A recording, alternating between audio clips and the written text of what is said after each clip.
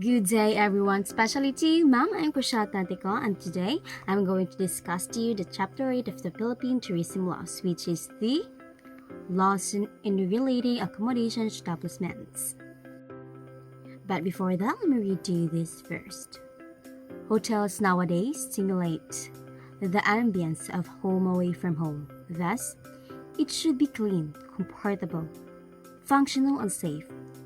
It is from Farid Shawkir, former general manager in Yacht Residency Manila.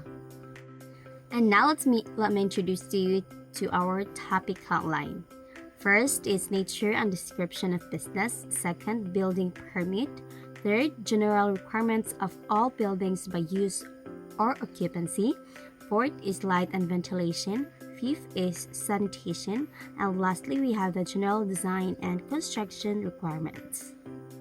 And by the end of this module, our learning objectives are: identify the laws affecting the accommodation sector.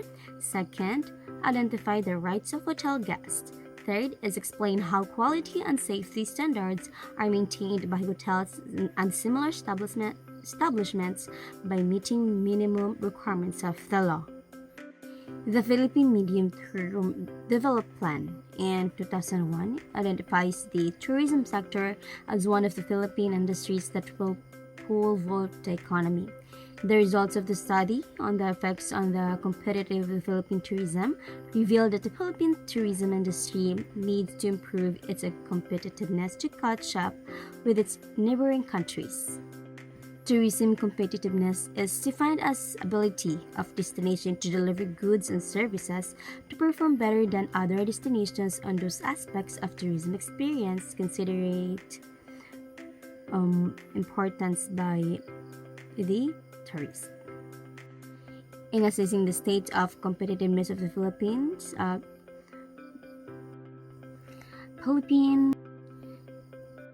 tourism vis-a-vis is an important measure of Asian neighbors. And the study utilized the results of the ranking made by the White World Travel and Tourism Council in the basis of 8 criteria: competitiveness, human tourism, infrastructure, environment, technology, openness, and social and human resources. And now let's proceed to our first topic, which is the nature and description of the business. Business entities engage in the operation of tourism accommodation establishments may be organized as a single proprietorship or partnership or a corporation. First is hotel. Hotel, a building, edifice of or premises or a completely independent part thereof, which is used for the regular reception, accommodation, or lodging of travelers and tourists and the provision of services incidental thereof or thereto for the fee. B. Resort. Any resort or any place or places with pleasant environment and atmosphere conducive to comfort, healthy relaxation, and rest, offering food, sleeping accommodation, and recreational facilities to the public for a fee or remuneration. C is tourist inn, a lodging establishment catering to transients which does not meet the minimum requirements of an economy hotel. D is a partel, any building or edifice containing several independent and furnished or semi-furnished apartments regularly leased to tourists and travelers for dwelling on a more or less basis and offering basic services to its tenants, similar to hotels. This type of accommodation is sometimes called serviced apartments. E is pension house, a private or family-operated tourist boarding house, tourist guest house, or tourist lodging house employing non-professional domestic helpers, regularly catering tourists and travelers, containing several independent livable rooms, providing common facilities such as toilet, bath, rooms, showers, living and dining rooms and or kitchen, and where a combination of boarding lodging may be provided. And lastly, we have the motorist hotel or motel, any structure with several separate units, primarily located along the highway with individual or common parking space at which motorists may obtain lodging and, in some instances, meals. And now, in the responsibilities of accommodation establishments, accommodation establishments must exercise due diligence not only in the selection of its employees but also in serving the needs of its customer. Failure to do so warrants the conclusion that management had been remiss in complying with the obligations imposed upon hotel keepers under the laws. Under Article 1170 of the new Civil Code, those who in the performance of their obligation are guilty of negligence are liable for damages such as to shall bear the burden of paying damages. Article 2180, paragraph 4 of the same code provides that the owners or the managers of an establishment or enterprise are likely responsible for the damage caused by their employees in the service of the branches in which the latter are employed or on the occasion of their functions. Thus, if an employee is found negligent, it is presumed that the employer was negligent in selecting and or supervising him, for it's hard to the victim to prove the negligence of such employer. It is from Campo 8 versus Kamarot and Gimilga on 100 Philippine 459 in 1956. It was held that if an act was consummated through the negligence of the employees of an establishment, both the assisting employees and the owner and the operator of the establishment should be held solidarily liable pursuant to the Article 2193 of the Civil Code. Article 2194. The responsible of the two or more persons who are liable for the quasi-delict is solidarity. And now let's proceed to our next topic, which is the building permits. In Section 301, building permits, no person or firms or corporation is including any agency or instrumentally of the government shall erect, construct, alter, repair, move, convert, or demolish any building or structure or cause the same to be done without first obtaining a building permit, therefore from the building official assigned one in the place where the subject building is to be done is located of the building. In Section 302, application for permits.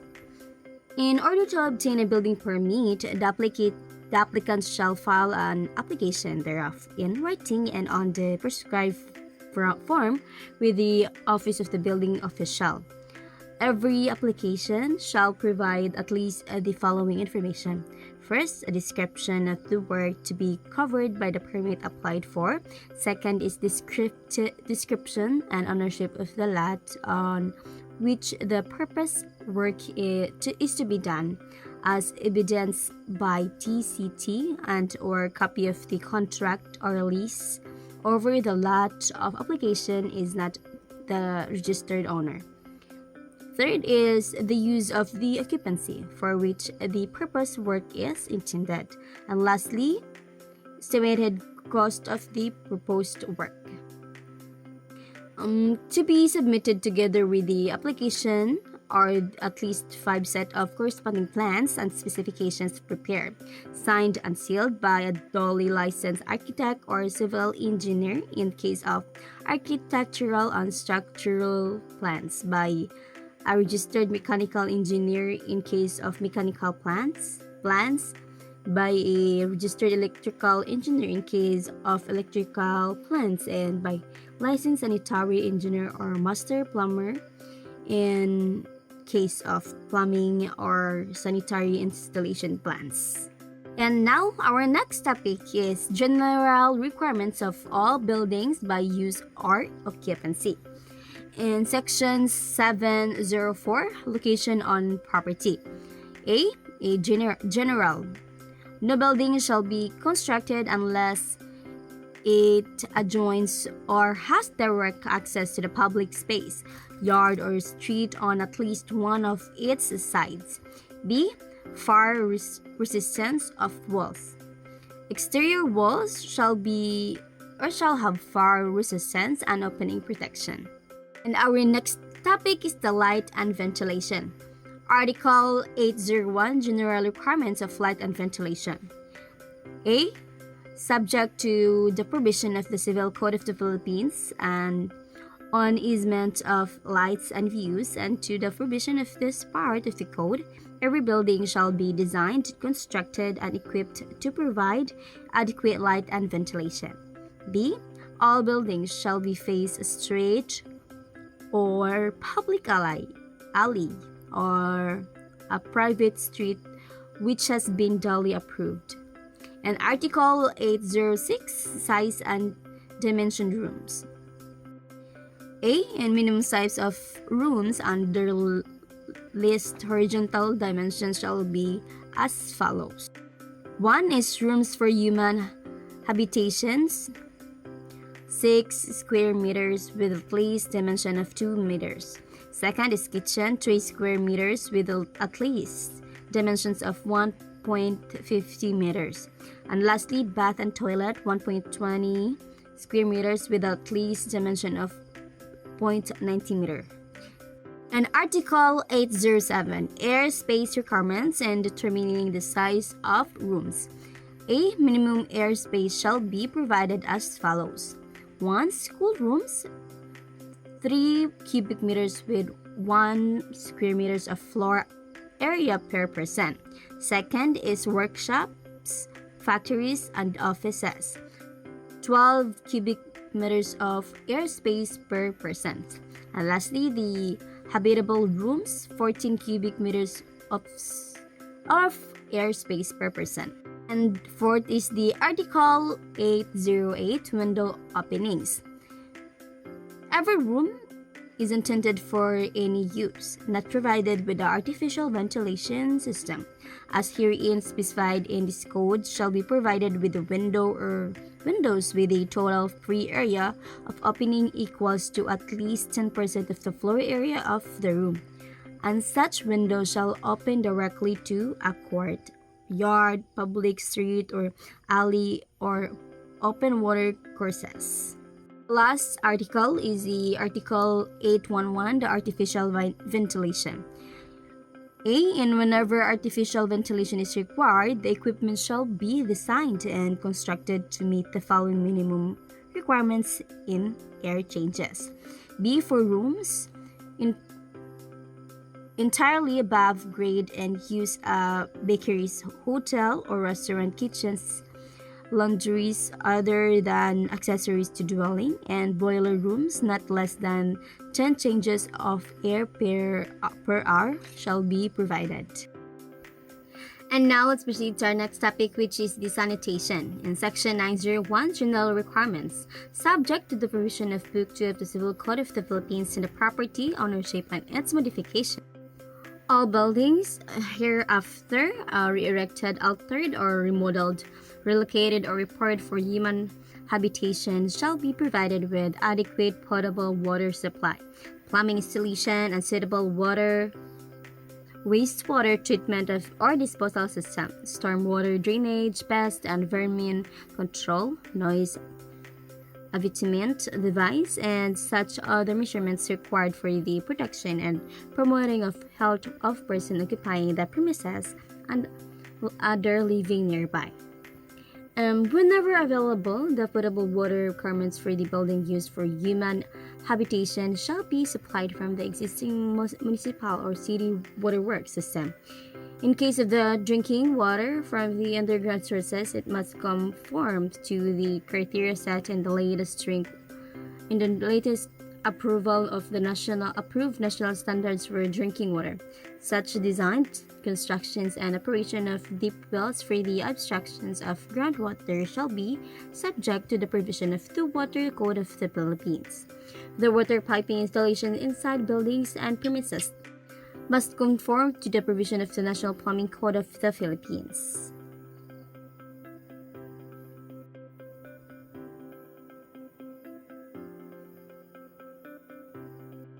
Sanitary sewage from the buildings shall be discharged directly into the nearest street sanitary main sewers under existing municipal or city sanitary sewage system in accordance with the criteria by the Code of the Sanitation and the National Pollution Control Commission. All buildings located in areas where there are no available sanitary sewage systems shall dispose their sewerage through septic tanks. Such sanitary plumbing installations must conform to the provision of the National Plumbing Code. Adequate provisions shall be made for rainwater drainage, which shall not be discharged to the sanitary sewer system. And now let's proceed to our next topic, which is the general design and construction requirements. In the section 1201 in general requirements, building purpose of the construction shall comply with all the regulations and specifications herein set forth governing quality, characteristics, and properties of materials, methods of design and construction, type of occupation, and classification. All matters relative to the constructual design of all buildings and other structures not provided for in the chapter shall conform with the provisions of the National Structural Code of the Philippines, as adopted and promulgated by the Board of Civil Engineering pursuant to Republic Act No. 544 as amended, otherwise known as the Civil Engineering Law. Subject to provision for the Articles 684 and 686 of the Civil Code of the Philippines on the lateral and subjacent support, the design and quality of materials used structurally in excavation, footings, and the foundations shall conform in accepted engineering practice. Footings and the foundations shall be on the appropriate type of adequate size and capacity in order to safely sustain the superimposed loads under seismic or any condition of external forces that affects the safety or stability in the structure. It shall be responsible for the architect and the engineer to adapt the type and design of the same. Walls and partitions enclosing elevators and escalators shall be or not less than the fire-resistive construction required under the types of construction. Enclosing walls of elevators shall may consist of wire glass set in metal frames on the entire side only. Elevator shafts extending to more than 2 stories shall be equipped and approved means of adequate ventilation to and through the main roof of the building. Rubbish and linen clothes shall terminate in rooms separated from the remainder of the building by 1 hour for resistive occupancy separation, and opening in the clothes shall not be located in required exit corridors or the stairways.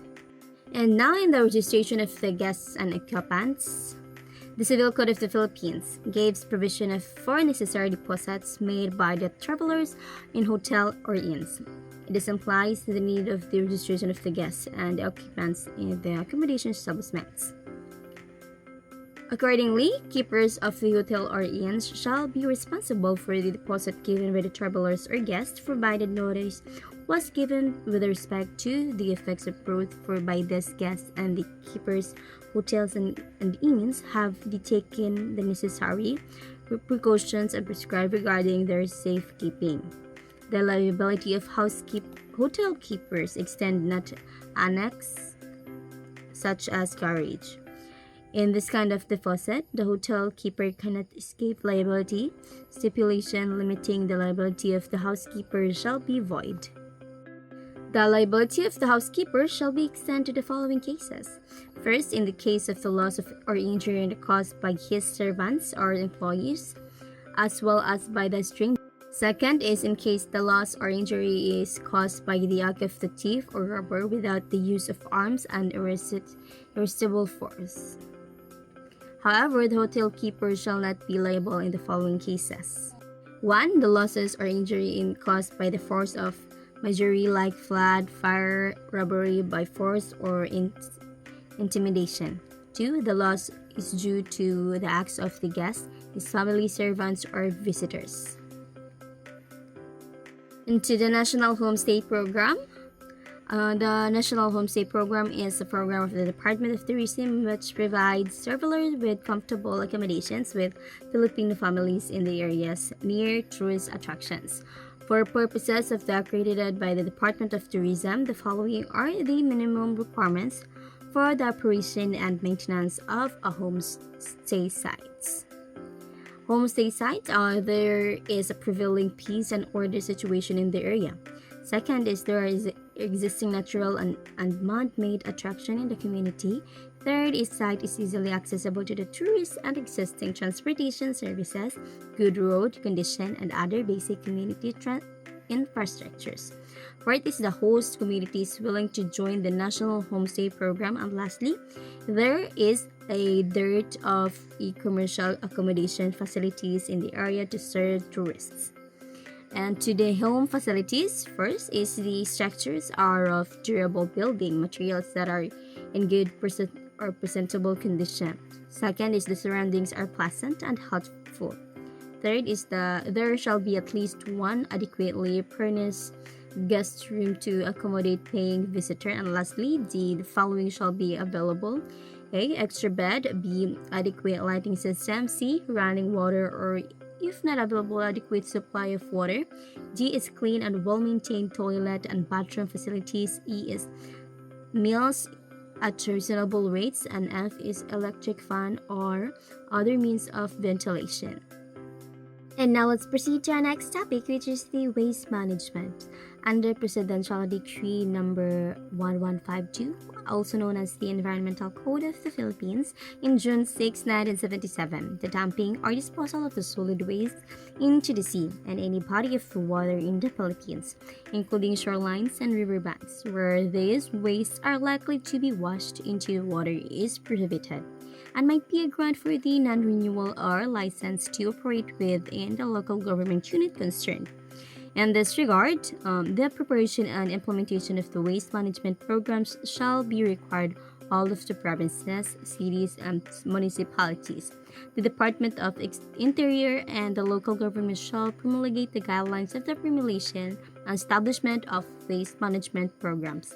Accordingly, every waste management program shall include the following: A. An orderly site system of operation consistent with the needs of the area concerned. B is a provision that the operation will not create pollution of any kind or will constitute public nuisance. C is a system for the safe and sanitary disposal of waste. D is a provision that existing plans affecting the development, use, and protection of air, water, or natural resources shall be considered. E is schedules and the methods of implementing the development, construction, and operation of the plan together with the estimated cost. And lastly, the provision for the periodic revision of the program to ensure its effective implementation. And now let's proceed to our next topic, which is the safety and security. The OTD Memorandum Circular Number 2006-09 Series of 2006, August 23, 2006, constitutes the adoption of the safety and security measures in the hotels, resorts, and other similar accommodation, an enjoyable stay and travel of both local and foreign tourists as mandated by Executive Order 120. Accordingly, failures to comply with such memorandum circular shall be granted for the review of the accreditation of the accommodation establishment concerned.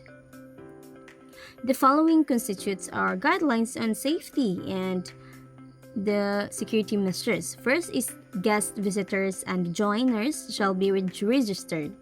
The guest booking or information sheets shall be properly accomplished and verified through valid official documents like passport, company ID, driver's license, social security system ID, and the like. Number 2 is efficient recording of information on the vehicles, like make or model, color, plate, number, and name for taxi cabs. Foreign tourist guests to and from the hotel shall be provided. Efficient ID system for all personnel shall be established.